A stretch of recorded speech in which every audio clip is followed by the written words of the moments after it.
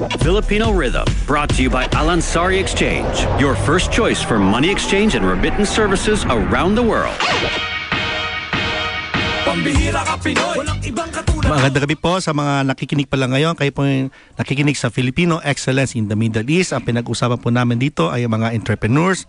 At napakinggan po ninyo ang unang couple natin, si Larry at Rose Tinio. At sumunod ay si Agnes Briggs. Ang ating pangatlong guest, siya po ay ang founder ng Galia Perfume. So mga pabango, both men and women. At siya po ang managing partner ng Galia Travel. At managing partner rin ng Cybertech Karaoke. So may mga kumakantahan. So ito po siya, si Miss Cherry Acosta. Cherry, good evening. Good evening, Art. Good evening, Bluebird and Miss L. At saka syempre sa mga kasamahan ko dito sa studio with Miss Agnes, katatapos lang. And my colleagues from Digital Blues, good evening. And nice to see you here. Si Obet. Si Obet. Mamaya yan, si Obet. Obet and Lucy. Yeah. Kamusta? Mabuti. Pwede ba akong bumate? Oo Siyempre. naman. This is your talaga. This is your R. Sige, go ahead. First of all, gusto kong pasalamatan si Robert kasi sinamahan niya ako dito. In fact, talagang napakalayo pala. Talagang kung hindi dahil sa kanya, hindi ako makakarating dito. Salamat, Robert. Naging guest rin natin sa Robert before. Feme din kasi Engineer yan. Robert Ramos. Oo. And then, pwede ba bang bumate? Hindi. Sige lang. Meron ka dapat kasama na hindi dumating. Oo nga, si Cookie at saka si Tinet, they're supposed to be with me. Kaya lang, in between, biglang hindi daw sila makakarating. So, May ibang commitment. oo, may iba yata And silang I'm sure commitment. maraming nag-aantay sa boses ng dalawang yun eh. Dahil riot yung dalawang yun pag magkasama sa isang room. Oo nga, Okay. sayang wala sila. Sige, So meron ka pang gustong batiin, Cherry? Syempre, yung sa office namin, unang-una yung managing director namin si Mr. Syed. And of course, kung dahil sa mga teammates ko, which is from the travel department, si Luz Valdez, si Sarju, of course, we will not be in this position right now. Okay. Yeah, sila yung, kumbaga, our strength is my people. Yeah. Okay. Okay, sige, down to business tayo. Okay. Cherry, anong app ngayon? Yung travel, perfume, or yung karaoke? Actually kasi different naman kasi ang need ng people. Okay. So let's say for example, let's start from perfumes. Siguro naman in our daily need, kailangan talaga bago tayo umalis, kailangan natin muna magpabango. Kasi kumbaga kasama na yan sa natin daily routine. Kumbaga, di ba? Okay. So, ayun, pareho lang naman when it comes to perfumes, travel, electronics. Ang demand niya kasi magkakaiba sila ng demand eh. But of course, yung pinaka-in demand sa amin ngayon is yung travel. Bakit? Well, it's because it's a necessity, it's a need. Naging need na. Naging need siya kasi, Kahit na may financial crisis. actually kasi if you notice UAE, this is all, I think, kita mo naman 90% I think of the people in UAE is all expats, di ba? So, they require tickets. Most of the time, yung mga residents, especially dito, kapag uwi sila back home, regardless of the nationality. But for us kasi, we focus on Filipinos. Oh. Yeah. So, most of our travelers talaga, 70% is Filipinos. And what I have heard, during Eid, hindi umuwi ng Pilipinas ang karamihang Filipino. Kung hindi pumunta ng Turkey, ng Greece, and siguro some other places. Totoo ba to? Well, marami kasing promo that time. So may mga promo for Turkey, which is yung very affordable lang yung tickets, yung fares, kasama na halimbawa yung hotel accommodation.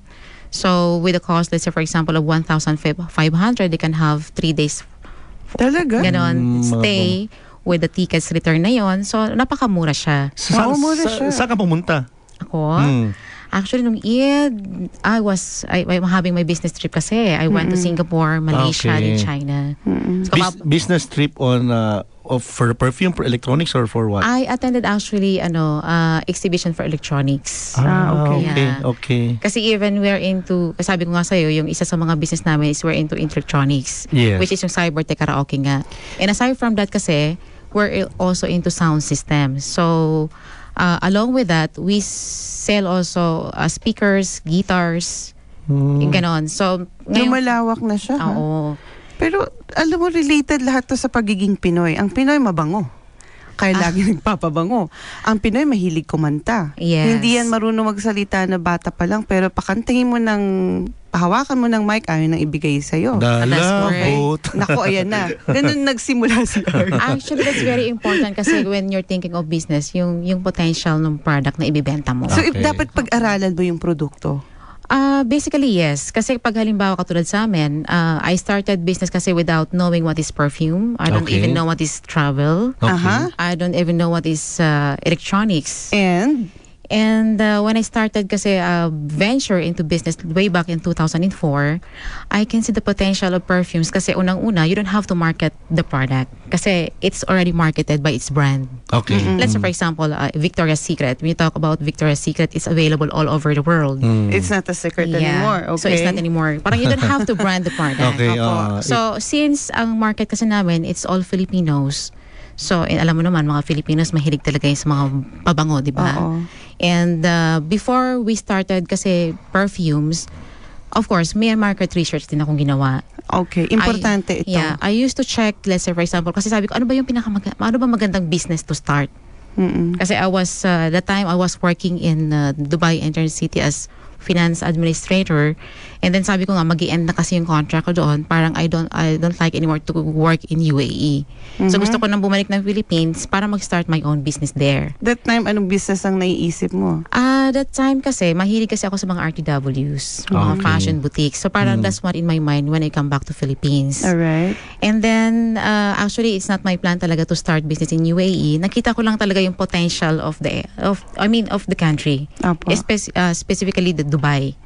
So talking about perfumes, kasi perfumes naman in Dubai, o i-compare mo yung cost in the Philippines, non-tax kasi ang ang perfume. I mean, not only perfumes, I mean the goods in Dubai. That's the good Non-taxable siya. Oo. So yung the good thing in Dubai kasi, non-tax lahat ang product dito. Okay. So, yung potential of buying and purchasing ng demand.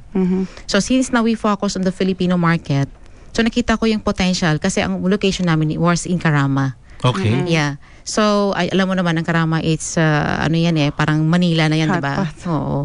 So, ayun, nakita ko yung potential kasi I used to check other competitors as well before we open. So, pareho kayo ng ni Oo, Agnes. so ang ginawa ko noon, like yung sa Alatar, I used to see yung yung tao doon sa the other side of yung sa shop, talagang fall in line sila. Box yung minibili. So it triggers me Okay. Anong meron doon? meron Bakit doon? pinipilahan? Yeah. So, yung para pampasalubong. And then I check the price compared to Philippines. Talagang 70% yung difference. Taas. Yeah, Ganun ganun kataas. Kasi, mahal doon. Ganun ka mahal yeah, doon. let's say for example, for the Bulgari, if you check the Bulgari price in Philippines is about 5,000 pesos. Pero dito you can just purchase it for 160, 150. So, equivalent to 2,000. peso, parang nasa wala pa siyang 2,000 pesos, 2,000, diba? So, masyado siyang mura Malaki, talaga. oo. Malaking Oo. diferensya. So, yun. Pero tunay itong perfume na to kasi meron din mga umiikot sa market na Well, alam mo, mura-mura nga yeah. pero Or mga parang- di ba mga iba, mga testers. Actually, di ba? magandang tanong yan kasi alam mo naman Dubai, Oo. in terms of goods talagang they have to make sure na Tunay. High quality. tunay lahat. Kasi otherwise, they will fine you. At hindi lang fine, 20,000 ang fine kapag nalaman nilang fake ang binibenta mo. So quality control din. Oo, kasi they're checking talaga all the showrooms. Every now and then, they're coming to our shop and then chinecheck nila yung namin, yung goods, kapag authentic siya o hindi. Kasi otherwise, mapafine ka talaga. And we have the license. So, kanina nag-mention yung tatlong guests natin kung ano yung dapat parang quality ng isang magaling na entrepreneur. Ikaw, anong quality mo na nagpatatag sa'yo sa business? Actually, magandang tanong yan. Kasi pag sinabong entrepreneur, kasi owner ka. Or you can be a manager, di ba? Pero entrepreneur kasi, merong different types of entrepreneur kasi. Oo.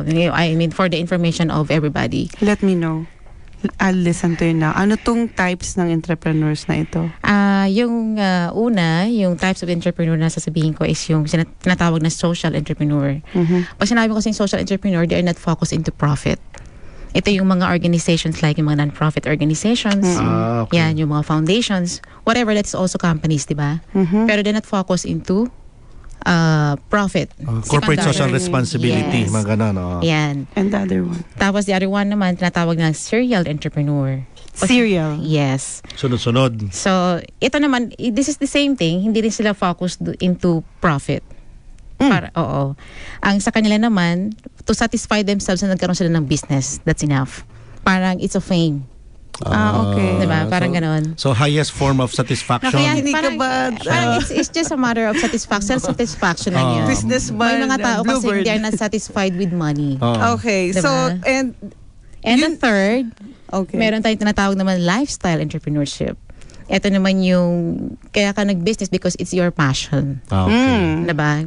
Talented ka.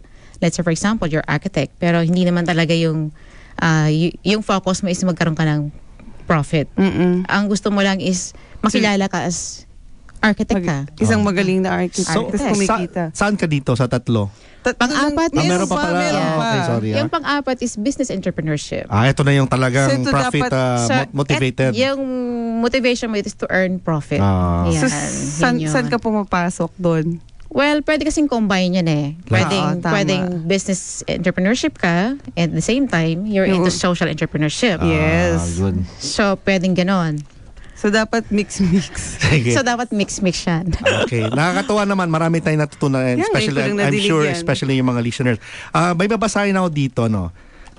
Sabi ni Cherry, success means having the courage and determination and willpower to become the person you believe you are meant to be. Ngayon, meron bonus si Cherry sa mga nakikinig.